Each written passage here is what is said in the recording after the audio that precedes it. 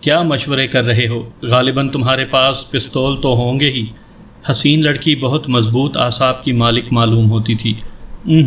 ہم پستول نہیں رکھتے، آنکھ مار کر قتل کر دیتے ہیں۔ اوہ، تمہاری شکلیں حیرت انگیز طور پر ایک دوسرے سے مشابہ ہیں۔ آؤ بیٹھو، میرے پاس کس کام سے آئے ہو؟ لڑکی نے پورے سکون سے کہا۔ ویسے مجھے اس کے انداز پر زیادہ حیرت نہیں تھی، میں اس کی آواز سے اسے پہچان گیا تھا۔ میرا اندازہ غلط نہیں تھا، یہ تو وہی عورت تھی جو پچھلی رات ہمیں پہاڑوں میں ملی تھی۔ طالوت اطمینان سے اس کے سامنے بیٹھ گیا، میں بھی دوسری کرسی پر بیٹھ گیا تھا۔ لڑکی اطمینان سے کرسی پر بیٹھی تھی، لیکن پستول کا انداز ایسا تھا کہ ہماری ذرا سی بھی غلط جنبش پر اس کے استعمال میں دقت نہ ہو۔ ہاں، اب بتاؤ کون ہو؟ غالباً تم دونوں جڑواں بھائی ہو۔ کون سے سوال کا جواب پہلے درکار ہے؟ تمہاری ذات سے مجھے کوئی دلچسپی نہیں ہے، اپنی آمد کا مقصد بتاؤ۔ اس نے صاف لہجے میں کہا۔ تمہارا نام ارشیلا ہے؟ ہاں ہے، اس نے اعتراف کیا۔ کچھ معلومات درکار ہیں تم سے، طالوت نے لاپرواہی سے کہا۔ مگر تم ہو کون؟ اس نے خون خوار لہجے میں کہا۔ ہماری ملاقات پہلی نہیں ہے، اس بار میں نے ان کی گفتگو میں مداخلت کی۔ کیا مطلب؟ وہ چونک پڑی۔ پچھلی رات پہاڑوں میں ہم نے تم سے اپنا تعارف کروایا تھا، اس وقت جب کچھ پراسرار لوگ ایک میٹنگ کر رہے تھے۔ میں نے جواب دیا اور ارشیلا کا چہرہ ایک لمحے کے لیے سست پڑ گیا، لیکن بڑے آہنی اعصاب کی مالکہ تھی، فوراً خود پر قابو پا لیا اور غصیلے انداز میں بولی، میرا خیال ہے تم دونوں پاگل ہو، لیکن محل کی اب یہ حالت رہ گئی ہے کہ تم جیسے لوگ بلا روک ٹوک اندر آ جاتے ہیں۔ میرے پاس کیوں آئے ہو؟ اس کا مقصد بتاؤ، ورنہ میں تمہارے اوپر گولی بھی چلا سکتی ہوں اور اپنی حفاظت کے سلسلے میں تم دونوں کو ختم بھی کر سکتی ہوں۔ خاتون ارشیلا، ہم اس وقت بھی آپ کو بتا چکے تھے کہ آپ کے زورات سے ہمارا کوئی تعلق نہیں ہے، اور آج بھی یہی کہتے ہیں۔ زورات کے اجنبیوں کی خواہش ہے کہ آپ لوگوں کی مدد کی جائے، تو خاتون ہم آپ کی مدد کے لیے آئے ہیں۔ تم دونوں مجھے پاگل معلوم ہوتے ہو، مجھے کسی کی مدد درکار نہیں ہے، نہ ہی تمہاری پہاڑوں والی بات درست ہے۔ ٹھیک ہے، آپ ہم سے تعاون نہیں کر رہی، نہ کریں، لیکن سن لیں، آج ہی سے زورات میں نت نئے ہنگامے ہوں گے۔ خان زورات کے دشمنوں کو چوہے کے بل سے نکال لیا جائے گا اور انہیں سڑکوں پر کتے کی موت مار دیا جائے گا۔ اور یہ تم کرو گے؟ وہ طنزیہ انداز میں بولی۔ ہاں خاتون ارشیلا، طالوت نے بھاری آواز میں کہا۔ تو پھر میرے پاس کیوں آئے ہو؟ اس خیال سے آئے تھے کہ آپ سے بھی ملاقات کر لی جائے، ممکن ہے آپ بھی زورات سے کچھ دلچسپی رکھتی ہوں، طالوت نے کہا، اور ارشیلا کے چہرے پر سرخی دوڑ گئی۔ اس کی آنکھیں اور زیادہ خطرناک ہو گئیں، اس نے ہونٹ بھینچ لیے اور در حقیقت اس شکل میں وہ کافی خطرناک نظر آنے لگی۔ سنو، اس نے سانپ کی طرح پھنکارتے ہوئے کہا، میں جانتی ہوں تم بابا کے دشمنوں کی کوئی نئی چال ہو، جو تیسرے راستے سے کام کرنا چاہتے ہو، لیکن کوشش کر لو، اپنے مقصد میں کامیاب نہ ہو سکو گے۔ ارشیلا کسی کی محتاج نہیں ہے۔ ہم جا رہے ہیں مس ارشیلا، طالوت نے اٹھتے ہوئے کہا۔ دل تو چاہتا ہے کہ تمہیں نہ جانے دوں، لیکن یہ زورات کا محل ہے، وہ غرائی۔ ہمیں یہاں آتے ہوئے کسی نے نہیں دیکھا، طالوت بولا۔ کیا مطلب ہے اس بات کا؟ اگر آپ کا دل چاہ رہا ہے کہ ہمیں یہاں سے نہ جانے دیں تو آپ کو کوئی خاص دقت نہ ہوگی، بشرط یہ کہ آپ ہماری لاش ٹھکانے لگانے کا بھی معقول بندوبست کر سکیں۔ فوراً یہاں سے چلے جاؤ، جاؤ، فوراً نکل جاؤ۔ ارے بس، ہمت جواب دے گئی، طالوت نے مضحکہ اڑاتے ہوئے کہا۔ میں کہتی ہوں چلے جاؤ، ورنہ ارشیلا دانت پیس کر کھڑی ہو گئی۔ پستول پر اس کی گرفت سخت تھی۔ چند ساتھ وہ ہم دونوں کو گھورتی رہی اور پھر اس کے چہرے کے تاثرات بدلنے لگے۔ ممکن ہے تمہارا مشن ہی یہ ہو، ممکن ہے تم صرف قربانی کے بکرے ہو۔ جاؤ، چلے جاؤ، تمہیں یہاں سے کچھ نہ ملے گا، ایک کپ چائے بھی نہیں۔ مجھے افسوس ہے، میں تمہارے ساتھ دوستانہ سلوک نہیں کر سکتی۔ خیر، یہ تو بتا دو کہ شکیل سے کہاں ملاقات ہو سکے گی؟ کیوں؟ وہ پھر چونک پڑی۔ بس ایسے ہی، پرانی شناسائی ہے، یہاں آئے ہیں تو ملتے چلے جائیں گے، اور اس کے باوجود تم خود کو شریف انسان کہہ رہے ہو۔ جاؤ کسی ملازم سے پوچھ لو، وہ تمہیں اس کے پاس پہنچا دے گا۔ اس نے نفرت زدہ انداز میں ہونٹ سکوڑتے ہوئے کہا۔ پانسا پلٹ نمبر 2، طالوت نے میری طرف دیکھا۔ کیا بات ہے بھائی نمبر 1، چلیں؟ چلو، میں نے بھی اسی مضحکہ خیز انداز میں جواب دیا، اور ہم دونوں بیلا باغ کے خوبصورت کاٹیج سے نکل آئے۔ ہم اس طرح اس عمارت میں گھوم رہے تھے جیسے یہ ہماری ننہال ہو۔ طالوت پر پھر سنجیدگی طاری ہو گئی تھی۔ ہم بیلا باغ سے نکل کر پھر دوسری عمارت میں آ گئے۔ بہرحال ارشیلا بھی ان معاملات میں خصوصی طور سے ملوث ہے، لیکن میرے ذہن میں ایک سوال ہے۔ کیا؟ وہ تنہا ہے یا اس کے ساتھ کچھ اور لوگ بھی ہیں؟ معلوم کرنا پڑے گا۔ ویسے تمہیں اس کے رات کے الفاظ یاد ہیں؟ ہاں، کم از کم اس کا تعلق ان لوگوں سے نہیں ہے جو پہاڑوں میں موجود تھے۔ گویا وہ خان زورات یا خانم کے دشمنوں میں سے نہیں ہے۔ لیکن خانم کے الفاظ بھی یاد رکھنا۔ کیا مطلب؟ خان زورات نہ صحیح، وہ خانم کے دشمنوں میں سے ضرور ہو سکتی ہے۔ طالوت نے گزرتے ہوئے ملازم کو روکا اور وہ ان کے قریب آ گیا۔ خانزادہ شکیل کہاں ہے؟ اپنے کمرے میں، مگر تم کون ہو؟ شکیل کے دوست، تم ہمیں اس کے کمرے تک پہنچا دو۔ آؤ، ملازم نے کہا اور ہم اس کے پیچھے پیچھے چل پڑے۔ اس نے ایک اونچے دروازے کی طرف اشارہ کر کے کہا، یہ ہے شکیل خان کی حرم۔ اگر دوست ہو تو اندر چلے جاؤ، ساری ذمہ داری تمہاری ہے۔ پرواہ نہ کرو، ہم دونوں لنگوٹیے ہیں، طالوت نے کہا اور مجھے اشارہ کیا۔ ہم نے دروازے کو دھکیلا اور دروازہ کھل گیا، جسے کمرہ کہا گیا تھا، ورنہ وہ کمرہ نہ تھا بلکہ ایک عظیم الشان ہال تھا جس کی بناوٹ جدید ترین تھی۔ عقبی حصہ کھلا ہوا تھا اور دوسری طرف بھی 2 دروازے نظر آ رہے تھے جو کھلے ہوئے تھے۔ ہم نے خالی ہال کو دیکھا اور پھر ایک دوسرے کی طرف۔ دروازے، طالوت نے کہا۔ آؤ، میں نے کہا اور ہم دونوں کھلے ہوئے دروازوں کی طرف بڑھ گئے۔ سمجھ میں نہیں آیا کہ کون سے دروازے سے داخل ہوا جائے، چنانچہ ایک دروازے میں سے میں اور دوسرے سے طالوت اندر داخل ہو گیا، لیکن دونوں دروازے ایک دوسرے بڑے ہال کے تھے اور یہ ہال خالی نہیں تھا۔ 3-4 قوی ہیکل لوگ کرسیوں پر بیٹھے ہوئے تھے۔ ایک اور کرسی پر بڑی مونچھوں والے لیکن دبلے پتلے بدن کا ایک نوجوان بیٹھا ہوا تھا۔ اچھی شکل و صورت کا تھا لیکن چہرے پر شرافت نہیں تھی، آنکھیں سرخ اور ڈراؤنی تھیں۔ اس کے سامنے میز پر شراب کی بوتل اور گلاس رکھا ہوا تھا۔ وہ تنہا ہی پی رہا تھا، دوسرے لوگ اس کے سامنے کسی حد تک مؤدب نظر آ رہے تھے۔ نوجوان کا رخ سامنے ہی کی طرف تھا۔ ہمیں دیکھ کر وہ چونک پڑا۔ اس کے انداز پر اس کے سامنے بیٹھے ہوئے لوگوں کو بھی احساس ہوا اور ان کی گردنیں بھی گھوم گئیں۔ نوجوان خونخوار آنکھوں سے ہمیں گھورتا رہا۔ سب ہی نمونے ہیں، طالوت نے آہستہ سے کہا۔ آگے آؤ، نوجوان کی بھاری آواز سنائی دی اور طالوت خوف زدہ انداز میں آگے بڑھ گیا۔ اس نے میری آستین بھی پکڑ لی تھی۔ اس طرح ہم دونوں اس کے قریب پہنچ گئے۔ کون ہو تم لوگ؟ نوجوان دھاڑا۔ تربوز خربوز، پہلے طالوت اور پھر میں نے سہمے ہوئے انداز میں کہا۔ کیا بکواس ہے؟ نوجوان دھاڑا۔ نام ہے ہمارے۔ تمہیں اندر کیوں آنے دیا گیا؟ ہم شکیل خان سے ملنا چاہتے ہیں۔ کیوں؟ پرانی دوستی ہے، طالوت نے اسی انداز میں ہکلاتے ہوئے جواب دیا۔ کس سے؟ شکیل سے، شکیل خان نے پوچھا۔ ہاں، میرا نام شکیل ہے۔ شکیل کی مونچھوں کے نیچے ہلکی سی مسکراہٹ پھیل گئی۔ اچھا، طالوت نے خوش ہو کر کہا اور پھر دوڑ کر شکیل سے بغل گیر ہو گیا۔ شکیل ہکا بکا رہ گیا تھا۔ اس کے ساتھ ہی اچھل کر کھڑے ہو گئے تھے، ان کے ہاتھ پستول پر پہنچ گئے تھے۔ بمشکل تمام شکیل نے اسے دور دھکیلا۔ اس کے چہرے پر غصے کے آثار نظر آ رہے تھے۔ دیکھو ان مسخروں کو، پوچھو ان سے یہ کون ہیں، کس نے انہیں بھیجا ہے؟ رکو، پہلے ان کے لباس کی تلاشی لو۔ شکیل نے ساتھیوں کو اشارہ کیا اور انہوں نے پستول نکال لیے، پھر ان کے رخ ہماری طرف کیے اور بولے، اپنے ہاتھ بلند کر لو۔ اور ہم دونوں نے نہایت شرافت سے ہاتھ اوپر کر دیے۔ ان میں سے ایک آدمی نے ہم لوگوں کی جامع تلاشی لی، لیکن ہمارے پاس معمولی سا چاقو بھی نہیں تھا۔ اس نے شکیل کی طرف رخ کر کے گردن ہلا دی اور ہم نے ہاتھ گرا دیے۔ ہاں، اب بتاؤ تم کون ہو، کس نے بھیجا ہے اور کیا چاہتے ہو؟ خان زورات کے بارے میں معلومات کرنے آئے ہیں۔ کیا؟ شکیل نے پوچھا۔ کہاں چھپایا ہے تم نے اسے؟ طالوت نے کہا اور شکیل کی آنکھیں کچھ اور بھیانک ہو گئیں۔ وہ خوفناک نظروں سے ہمیں دیکھ رہا تھا۔ کس نے بھیجا ہے تمہیں؟ اس نے کہا۔ ہم خود آئے ہیں۔ تمہیں خان زورات سے کیا دلچسپی ہے؟ ان سے بھی ہماری پرانی دوستی ہے، طالوت نے تمسخرانہ انداز میں کہا۔ معلوم کرو ان دونوں سے کس نے بھیجا ہے انہیں۔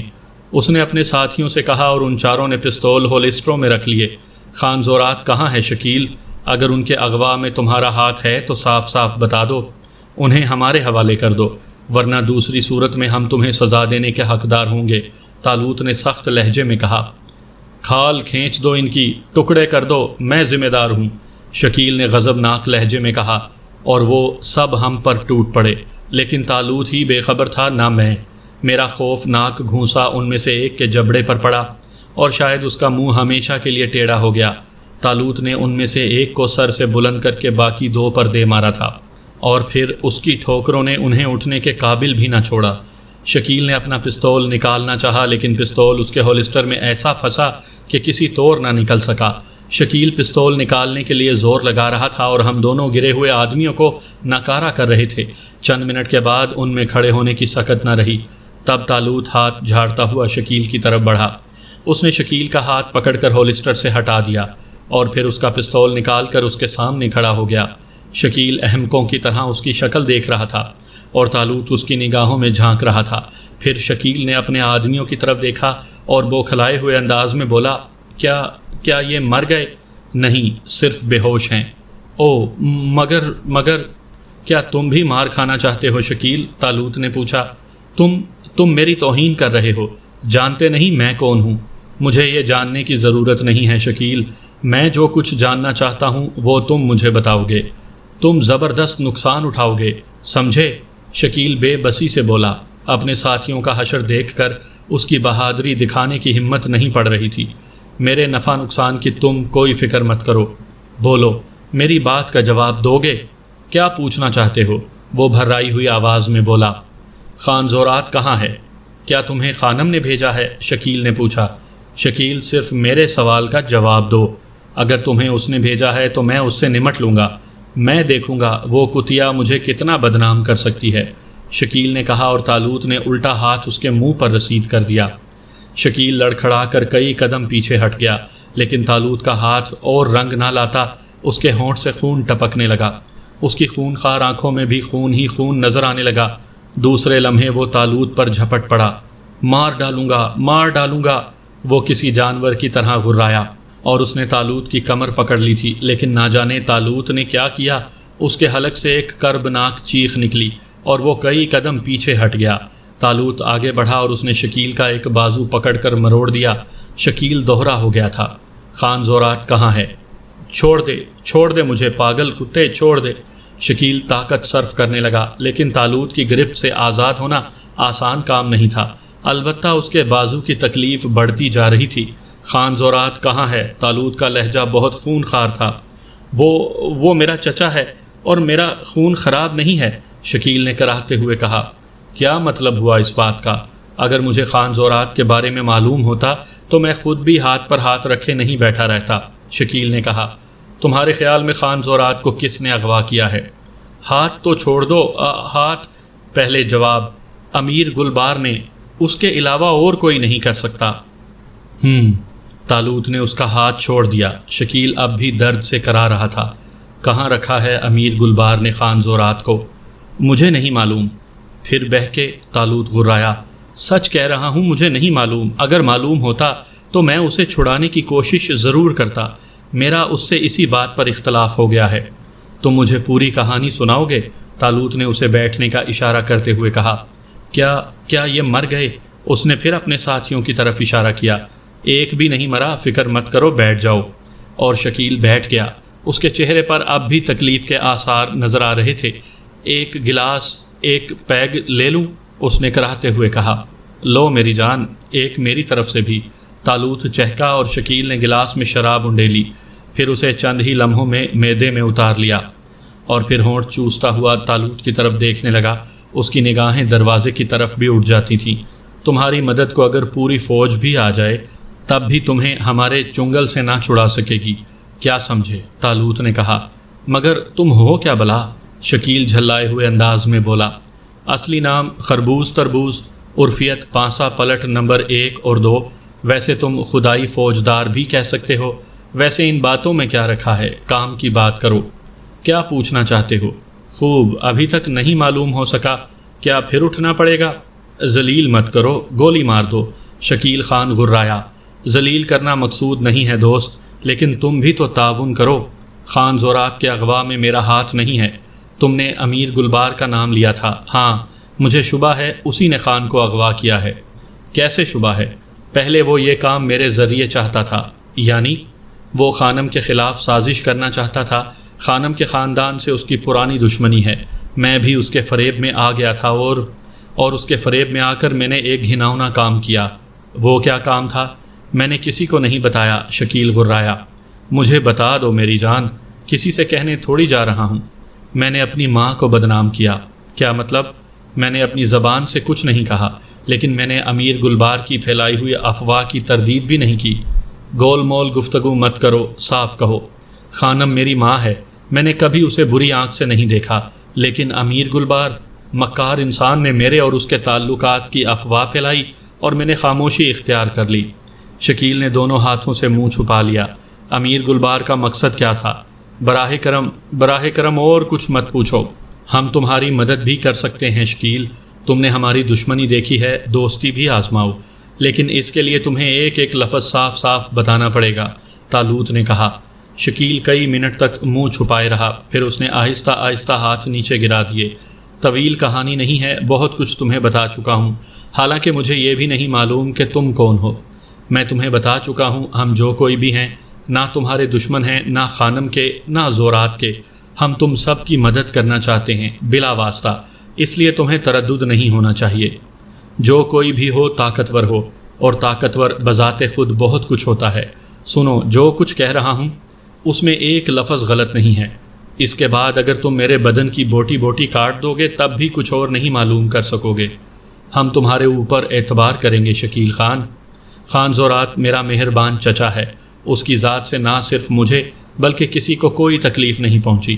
مجھے اس سے کوئی اختلاف نہیں تھا، لیکن میں امیر گلبار کی لڑکی زرینہ سے محبت کرتا ہوں، وہ بھی مجھے چاہتی ہے۔ ایک بار امیر گلبار اور اس کے بیٹے زبر خان نے ہم دونوں کو یکجا دیکھ لیا تھا۔ زبر خان نے تلوار نکال لی، لیکن امیر گلبار نے اسے روک دیا اور مجھے اپنے ساتھ آنے کا اشارہ کیا۔ میں اس کے ساتھ اس کے گھر پہنچ گیا۔ امیر گلبار سنجیدگی سے مجھے دیکھ رہا تھا۔ زرینہ سے تمہارے کب سے تعلقات ہیں؟ 3 سال سے، میں نے جواب دیا۔ کہاں تک پہنچ چکے ہو؟ پاکیزگی کی حدود کے اندر، محبت کی انتہائی منزل تک، میں نے کہا۔ سچ کہتے ہو؟ بالکل سچ، جھوٹ کی ہر سزا بھگتنے کے لیے تیار ہوں۔ زرمینہ سے شادی کرنا چاہتے ہو؟ ہاں۔ کیا کر سکو گے اس کے لیے؟ جو کچھ مجھ سے کہا جائے۔ تمہاری حیثیت کیا ہے سوائے اس کے کہ خان زورات کے بھتیجے ہو؟ کیا تم کبھی زورات کے حکمران بن سکتے ہو؟ شاید کبھی نہیں، لیکن میں زرمینہ کی شادی والی زورات سے کرنا چاہتا ہوں۔ میرے لیے کیسے ممکن ہے؟ ہمت کرو تو ہر ناممکن ممکن بن سکتا ہے۔ وہ کس طرح؟ پہلے تمہیں حلف اٹھانا پڑے گا، جو کچھ کہوں گا اسے راز رکھو گے، اس پر اسی طرح عمل کرو گے جس طرح میں کہوں گا۔ حلف اٹھائے بغیر کچھ ممکن نہیں۔ میں زرمینہ کی محبت میں اندھا ہو رہا تھا، میں نے حلف اٹھا لیا۔ تب امیر گلبار نے مجھ سے کہا، اگر تم نے معاہدے کی خلاف ورزی کی تو نہ صرف زرمینہ سے ہاتھ دھو گے بلکہ تمہیں اپنی زندگی سے بھی ہاتھ دھونا پڑیں گے۔ مجھے منظور ہے، میں نے کہا۔ تب اس نے باقی گفتگو دوسری نشست میں کرنے کے لیے کہا اور زرمینہ سے مجھے ملنے کی اجازت دے دی۔ تم جانتے ہو میں اس کا کس قدر ممنون ہوا ہوں گا۔ اور پھر دوسری ملاقات میں اس نے دل کا حال کھول دیا۔ اس نے کہا وہ زورات کی حکومت حاصل کرنے میں میری مدد کر سکتا ہے، اور پھر اس نے پورا پروگرام بتایا۔ پروگرام کے تحت ہمیں سب سے پہلے خانم آف زورات کا پتہ کاٹنا تھا۔ اسی سے خطرہ ہو سکتا تھا کیونکہ اس کا خاندان بہت با اثر تھا۔ خان زورات کی موت کے بعد خانم کا خاندان برسر اقتدار آ سکتا تھا۔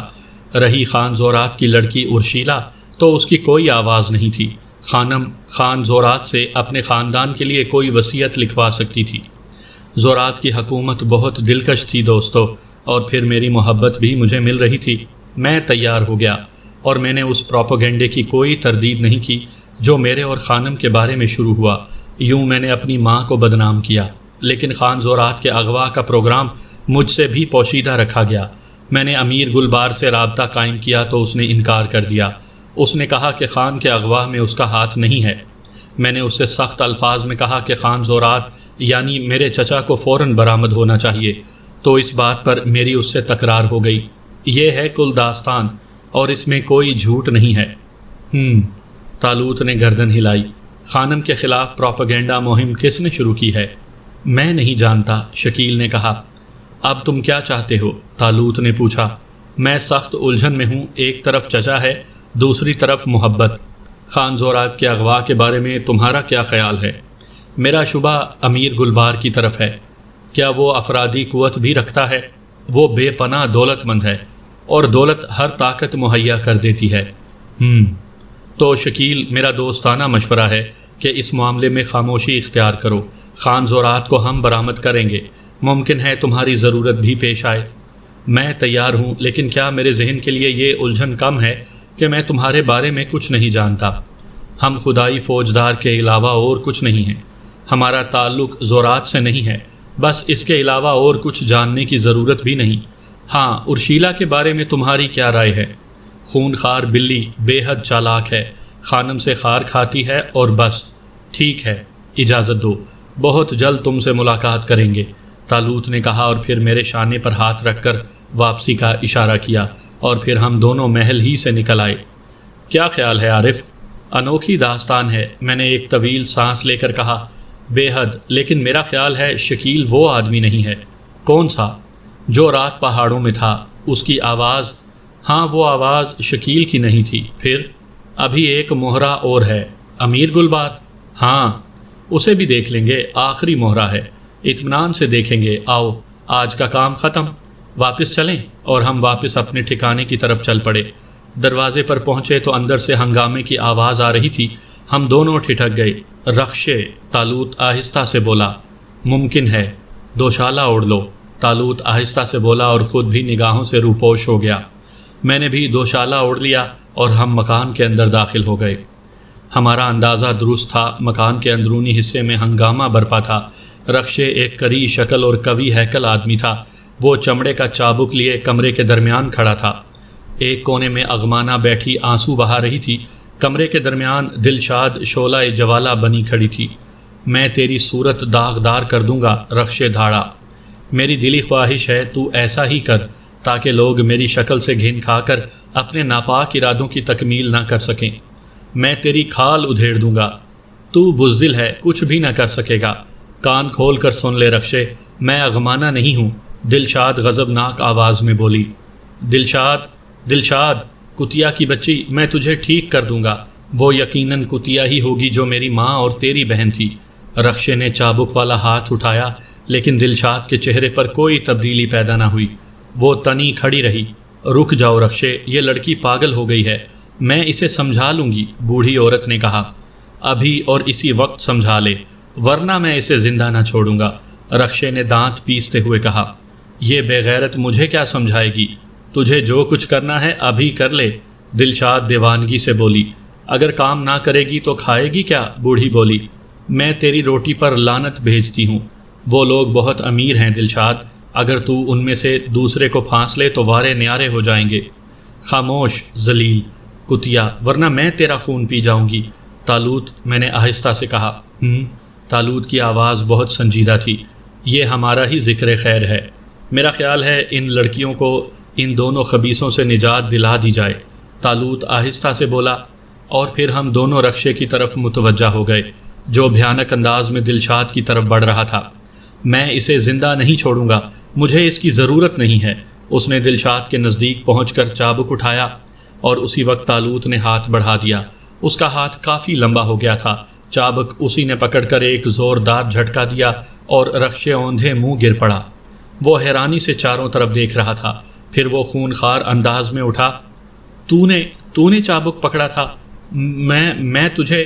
اس نے وحشیانہ انداز میں چابک کو گھمایا، لیکن اس بار چابک دلشاد کے بجائے بوڑھی کے بدن پر پڑا۔ بوڑھی کی چیخ کان پھاڑ دینے والی تھی۔ اے میرے مولا، بچانا! وہ دروازے کی طرف لپکی، لیکن رخشے کو نہ جانے کیا ہو گیا۔ اس نے لپک کر پھر بوڑھی پر وار کیا تھا، اور بوڑھی پھر چیخی۔ پھر تو رخشے کا چابک تھا اور بوڑھی کا بدن۔ رخشے پاگلوں کے سے انداز میں اسے ادھیڑ رہا تھا۔ دلشاد اب منہ پھاڑے اغمانہ کے نزدیک جا کھڑی ہوئی تھی، اور بڑھیا کی چیخیں چھت اڑائے دے رہی تھیں، لیکن رخشے اندھا ہو گیا تھا۔ وہ عقل و خرد سے عاری ہو گیا تھا۔ اپنی دانست میں وہ دلشاد کو مار رہا تھا، لیکن مصیبت بوڑھی کی آئی ہوئی تھی۔ 12 زبانوں کا خوفناک چابک اور رخشے کا قوی ہیکل جسم۔ بوڑھی کے بدن سے محاورتاً نہیں، حقیقتاً کھال اتر رہی تھی۔ وہ لہو لہان ہو گئی تھی، اب اس کی کراہیں بھی مدھم ہوتی جا رہی تھیں۔ اور پھر اس نے تڑپ تڑپ کر دم توڑ دیا۔ تب رخشے کا جنون سرد ہوا۔ میرے احکامات سے منحرف تھی کمینی کہیں کی، وہ بولا، اور پھر اس نے اغمانہ اور دلشاد کی طرف دیکھا اور اس کا منہ حیرت سے کھل گیا۔ ہیں؟ وہ پاگلوں کے سے انداز میں بولا، تو زندہ ہے؟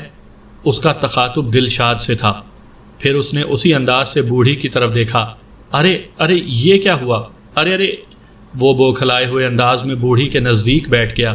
یہ کیا ہوا؟ ارے یہ میں نے کیا؟ یہ میں نے کیا کیا؟ میں نے اپنی بہن کو قتل کر دیا۔ ارے میں نے، اور پھر وہ زور سے چیخا، میں نے اپنی بہن کو قتل کر دیا۔ اور اس کے بعد وہ یہی الفاظ دہراتا ہوا چیختا ہوا باہر نکل گیا۔ فی الحال یہی کافی ہے، اگر اس کا انجام مناسب نہ ہوا تو پھر ہم خود اسے کیفر کردار تک پہنچا دیں گے، طالوت نے کہا، اور پھر میری طرف دیکھ کر بولا، آؤ اب یہاں رکنا بیکار ہے عارف، بہت سے بوجھ خود پر لادنا مناسب نہ ہوگا۔ امیر گلبار سے بھی آج ہی بات کر لی جائے، جیسا مناسب سمجھو، میں نے تھکے تھکے انداز میں کہا، اور پھر طالوت کے ساتھ باہر نکل آیا۔ باہر مجمع جمع ہو رہا تھا، رخشے کو لوگوں نے پکڑ لیا تھا، اس کے لباس پر خون کے چھینٹے تھے۔ آ جاؤ، کام حسب مرضی ہوا ہے، طالوت نے کہا، اور ہم دونوں وہاں سے کافی دور نکل آئے۔ کچھ تھکن محسوس کر رہے ہو؟ تھوڑی دیر کے بعد طالوت نے پوچھا۔ ہاں یار، میں نے اکتائے ہوئے انداز میں کہا۔ تب آؤ، پہاڑیوں میں کسی جگہ آرام کریں گے، امیر گلبار کو صبح ہی دیکھ لیں گے۔ چلو، میں نے کہا، اور پھر ویران پہاڑیوں میں ایک مناسب جگہ ہم نے قیام کا فیصلہ کیا اور آرام کرنے لیٹ گئے۔ میرے ذہن میں عجیب سا خلفشار تھا۔ رات گئے تک میں اور طالوت انہی حالات پر تبصرہ کرتے رہے اور پھر سو گئے۔ دوسری صبح گوشت کی سوندھی بو سے میری آنکھ کھلی۔ پشت کے نیچے کھردری زمین تھی، لیکن اس کے باوجود نیند بہت عمدہ آئی تھی۔ گردن گھما کر دیکھا، سامنے ہی دسترخوان چنا ہوا تھا، جس پر بے شمار برتن رکھے ہوئے تھے۔ کہاں کی نیند، کیسی کسل! جلدی سے اٹھا، طالوت میرے سرہانے ہی کھڑا تھا۔ منہ ہاتھ دھو لو، ٹھنڈا ہو جائے گا۔ میں نے بدحواسی میں ناشتے کی طرف اشارہ کیا۔ نہیں ہوگا، یہ تو صرف نمونہ ہے، تمہیں جگانے کا اہتمام کیا گیا تھا۔ اور پھر ناشتہ کیا ہوگا؟ میں نے دسترخوان کی طرف دیکھا اور دل دھک سے رہ گیا۔ وہاں تو کچھ بھی نہ تھا۔ ہاں، جس جگہ اب سے چند ساعت پیشتر دسترخوان بچھا ہوا تھا، وہاں اب ہری ہری گھاس نظر آ رہی تھی۔ کیا بےہودہ مذاق ہے، میں نے برا مانتے ہوئے کہا۔ جاؤ، ضروریات سے فارغ ہو لو، ناشتہ آ جائے گا۔ اور میں گردن جھکا کر ایک طرف چل پڑا۔ تھوڑی دیر کے بعد ہم سچ مچ کے دسترخوان پر بیٹھے ہوئے تھے، اور دسترخوان اعلیٰ لوازمات سے پر تھا۔ خوب ڈٹ کر ناشتہ کیا، اور پھر راسم کسی بیرے کے انداز میں برتن سمیٹ لے گیا۔ تھوڑی دیر کے بعد ہم تیار ہو گئے۔ طالوت میری شکل دیکھ رہا تھا۔ کیا پروگرام ہے طالوت؟ میرا خیال ہے آج بہت سے کام نمٹا لیے جائیں۔ ہاں، یہ پہاڑ زیادہ پسند نہیں آئے، جلد ہی مہذب دنیا میں چلیں گے۔ بالکل۔ تو اب امیر گلبار کو دیکھ لیا جائے؟ یقیناً۔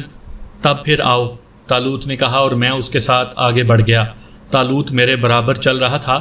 اچانک اس نے میرے شانے کو زور سے دھکا دیا اور میں گرتے گرتے بچا، لیکن اس کی حرکت میری سمجھ میں آ گئی تھی۔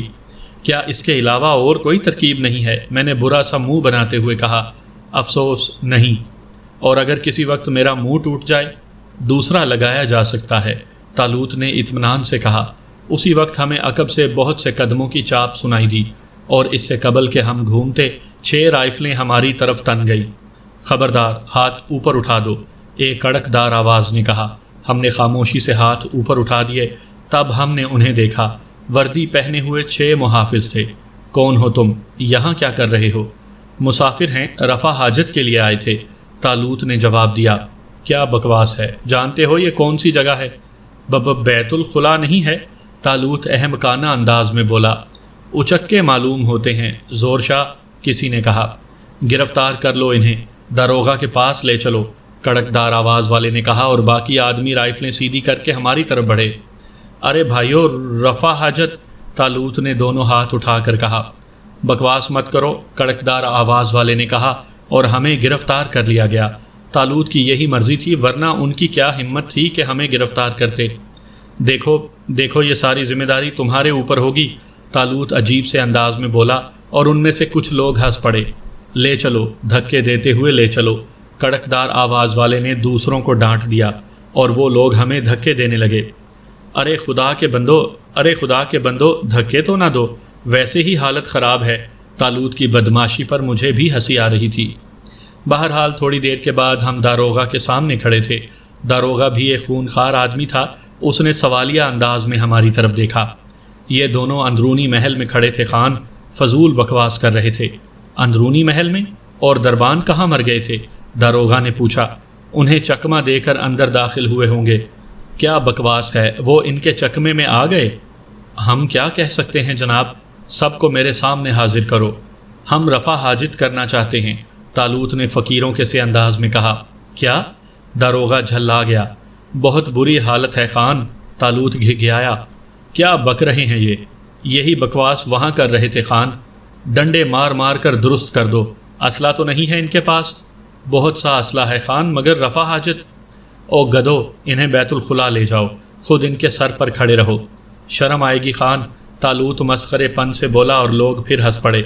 لے جاؤ، داروغہ دھاڑا، اور وہ بادل نخواستہ ہمیں پھر دھکے دینے لگے۔ دوشالہ، طالوت نے آہستہ سے مجھ سے کہا اور آنکھ مار دی۔ بہرحال ہمیں الگ الگ دو بیت الخلا میں پہنچا دیا گیا اور اندر داخل ہو کر میں نے دوشالہ اوڑھ لیا۔ طالوت بھی باہر نکل آیا تھا اور ہمارے نگران اپنی دانست میں بڑے چوکنے کھڑے تھے۔ طالوت نے مجھے اشارہ کیا اور ہم خاموشی سے آگے بڑھ گئے۔ اس شرارت کی کیا ضرورت تھی؟ میں نے کہا۔ لطف نہیں آیا؟ طالوت نے بچوں کے سے انداز میں مسکراتے ہوئے کہا۔ اب وہ بیت الخلا کی نگرانی کرتے رہیں گے۔ میں نے گہری سانس لے کر گردن ہلائی۔ کیا کہہ سکتا تھا اس خطرناک معصوم کے بارے میں؟ محل کے اندرونی حصے میں داخل ہو کر ہم امیر گلبار کی تلاش میں مصروف ہو گئے۔ یار، یہ محل بھی خان زورات کے محل سے کسی طرح کم نہیں ہے۔ ہاں، امیر گلبار معمولی حیثیت کا انسان نہیں معلوم ہوتا۔ ہاں، ہے کہاں کم بخت۔ اے، طالوت نے ایک ملازم کو آواز دے لی اور ملازم اس کے قریب پہنچ گیا۔ امیر کہاں ہے؟ اپنی نشست گاہ میں۔ مگر تم کون ہو؟ تم سب جاسوس ہو کیا؟ ہر ایک یہی سوال کرتا ہے۔ کیا امیر نے تم سے ملنے کی خواہش کی ہے؟ نہیں تو کیا ہم تمہاری شادی کے سلسلے میں یہاں آئے ہیں؟ طالوت نے کہا اور ملازم جھینپ گیا۔ پھر وہ ہمیں ساتھ لے چلا اور ایک خوبصورت دروازے پر رک گیا۔ امیر اندر ہیں، اس نے کہا۔ ٹھیک ہے۔ ہم نے دروازہ کھولا اور اندر داخل ہو گئے۔ اندر بھی صرف 3 آدمی تھے، امیر گلبار اور 2 اور آدمی جو مقامی ہی معلوم ہوتے تھے۔ امیر گلبار حقہ پی رہا تھا، خاصا باروب آدمی تھا۔ ہمیں دیکھ کر وہ تینوں چونک پڑے۔ امیر خاموشی سے ہماری طرف دیکھ رہا تھا۔ ہم اس کے قریب پہنچ گئے۔ امیر نے اس پر بھی کچھ نہ کہا، البتہ اس کے دونوں ساتھیوں نے پستول نکال لیے تھے۔ امیر نے انہیں اشارے سے روکا اور نرم لہجے میں بولا، میں تمہیں نہیں جانتا۔ امیر گلبار آپ ہی ہیں؟ طالوت نے مسکینیت سے پوچھا۔ ہاں، ہم آپ کو قتل کرنے آئے ہیں، طالوت اسی سادگی سے بولا۔ کیا؟ امیر گلبار کی آنکھیں حیرت سے پھیل گئیں۔ ہاں، ہمیں باہر سے بلایا گیا ہے اور معقول معاوضے پر آپ کے قتل کا کام سونپا گیا ہے۔ امیر گلبار کے دونوں ساتھی کھڑے ہو گئے۔ انہوں نے پستول ہماری گردنوں پر رکھ دیے اور پھر حسب معمول ہمارے لباس کی تلاشی لی گئی، لیکن اس سے کچھ ملنے کا سوال ہی نہیں تھا۔ کیا کیفیت ہے؟ امیر گلبار نے اپنے آدمیوں سے پوچھا۔ خالی ہیں، انہوں نے جواب دیا۔ پاگل معلوم ہوتے ہیں، مگر یہاں داخل کیسے ہو گئے؟ امیر گلبار نے کہا۔ پتہ نہیں خان، پہرے داروں کو سزا ملنی چاہیے۔ ٹھہرو، ان سے گفتگو تو کر لی جائے، امیر گلبار نے کہا اور پھر ہماری طرف رخ کر کے بولا، کس نے تمہیں میرے قتل پر مامور کیا ہے؟ خانم آف زورات نے، طالوت نے جواب دیا۔ مجھے چکر آ رہے تھے۔ بدماش طالوت نے پھر چکر چلا دیا تھا۔ کسی جگہ اپنی شرارت سے باز نہیں آتا۔ او، کیا خانم پاگل ہو گئی ہے؟ آپ ان کی بے عزتی نہیں کر سکتے خان، انہوں نے ہمیں 5000 روپے دیے ہیں، طالوت نے برا ماننے والے انداز میں کہا۔ اور پھر وہ امیر گلبار کے دونوں ساتھیوں سے مخاطب ہو کر بولا، اوئے، تم بھی خاموش کھڑے ہو، حالانکہ ہماری مدد کے لیے تمہیں بھی بھاری رقم دی گئی ہے۔ کیا مطلب؟ وہ دونوں چونک پڑے۔ یہ بھی ہمارے ساتھی اور خانم کے مددگار ہیں امیر، ہمیں ان کے بارے میں بتا دیا گیا ہے۔ کیا بکواس ہے؟ امیر گلبار چونک پڑا۔ وہ حقہ چھوڑ کر کھڑا ہو گیا تھا اور امیر گلبار کے دونوں آدمی بوکھلاہٹ میں ایک دوسرے کی شکل دیکھ رہے تھے۔ کیا تم انہیں جانتے ہو دلاور خان؟ امیر گلبار نے پوچھا۔ مسخرے ہیں خان، ضرور کسی سازش کے تحت آئے ہیں۔ ہم تمہاری طرح چور نہیں ہیں، دیکھو، ہم نے صاف صاف کہہ دیا۔ تم کیوں چھپا رہے ہو؟ طالوت نے کہا۔ میں تجھے گولی مار دوں گا، دلاور خان نے پستول تان لیا۔ ٹھہرو دلاور خان، اوئے تم بتاؤ، خانم نے ان کے بارے میں تم سے کیا کہا تھا؟ ارے ہم ان دونوں کو اچھی طرح جانتے ہیں، یہ خانم کے محل میں ہمیں ملے تھے، اب دیکھ لو انہوں نے ہماری تلاشی لے کر تم سے کہہ دیا کہ ہمارے پاس اسلحہ نہیں، حالانکہ ہمارے پاس بہت سا اسلحہ ہے۔ کیا مطلب؟ خان چونک پڑا۔ یہ دیکھو، طالوت نے اپنے لباس سے ایک پستول نکال کر امیر گلبار کے سامنے ڈال دیا، پھر اس نے دوسری طرف سے ایک اور پستول نکال لیا، اور اس کے بعد اس نے 2 دستی بم نکال کر خان کے سامنے پھینک دیے، اور میری طرف دیکھ کر بولا، اب تم بھی اپنا اسلحہ نکال کر دکھاؤ۔ مروا دیا تھا طالوت نے ان دونوں بیچاروں کو۔ بہرحال میرے لباس سے اسلحہ کیوں نہ برآمد ہوتا؟ ان دونوں کے چہرے ہونک ہو کر رہ گئے تھے۔ کیوں، اب کیا خیال ہے؟ طالوت نے ان سے پوچھا، لیکن امیر گلبار حرکت کر چکا تھا۔ دوسرے لمحے 4 آدمی اندر گھس آئے، وہ بھی مسلح تھے۔ دلاور خان اور گلدار کو حراست میں لے لو اور سخت نگرانی میں رکھو۔ اس کے ساتھ ہی اس نے ہمارا اسلحہ اپنے قابو میں کر لیا تھا۔ تم دونوں بیٹھ جاؤ، اس نے نرم لہجے میں کہا، اور طالوت اطمینان سے بیٹھ گیا۔ میں بھی اس کے نزدیک بیٹھ گیا تھا۔ وہ دونوں بیچارے اپنی گرفتاری پر احتجاج بھی نہ کر سکے۔ جب تم مجھے قتل کرنے آئے تھے تو تم نے اپنا کام کیوں نہیں کیا؟ اس نے پوچھا۔ ہم نے اس سے پہلے تمہیں نہیں دیکھا تھا۔ اس کا کیا مطلب ہوا؟ تمہیں دیکھنے کے بعد قتل کرنے کو دل نہ چاہا۔ نہ جانے خانم تمہیں کیوں قتل کروانا چاہتی ہے۔ نیک لوگ ہو تم نے نادانستگی میں میری مدد کی ہے۔ کہاں سے آئے ہو تم؟ سولی بستی سے ہمیں بلوایا گیا ہے۔ خانم نے اس کام کے لیے تمہیں 5,000 روپے دیے تھے؟ ہاں۔